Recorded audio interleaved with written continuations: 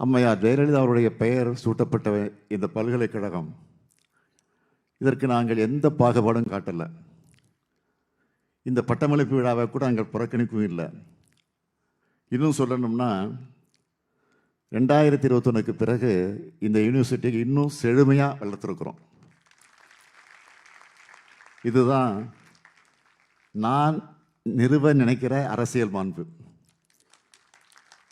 இந்த அரசியல் மாண்பு நடுவில் இல்லாமல் போயிருந்தாலும் எதிர்காலத்தில் நிச்சயமாக எப்பவும் தொடரணும் என்று நான் விரும்புகிறேன். 2021க்கு பிறகு இந்த யூனிவர்சிட்டியில் நிறைய மாணவர்கள் சேர்ந்திருக்காங்க.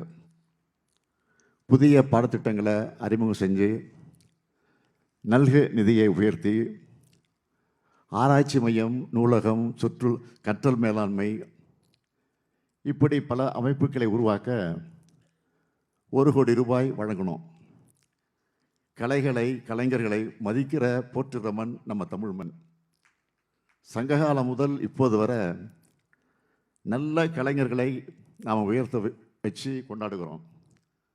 இசையும் கலையும் நம்ம மனிதரோட ஒன்று கலந்தது. நாம் மகிழ்ச்சியாக இருந்தால் அந்த கொண்டாட்டத்துக்கு இசை வேணும். சோகமாக இருந்தால் நம்ம ஆற்றுப்படுத்த இசை வேணும். சோர்வாக இருந்தால் மோட்டிவேட் பண்ண இசை வேணும்.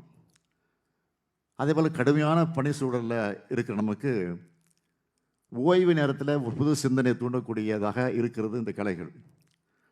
ஒரு நல்ல ஓவியத்தை பார்க்கும்போதும் ஒரு சிற்பத்தை பார்க்கும்போதும் அதோட நேர்த்தி நம்ம வைக்க வைக்கும். அது மட்டும் இல்லை, புதுசாக ஒரு எண்ணத்தையும் தோற்றுவிக்கும்.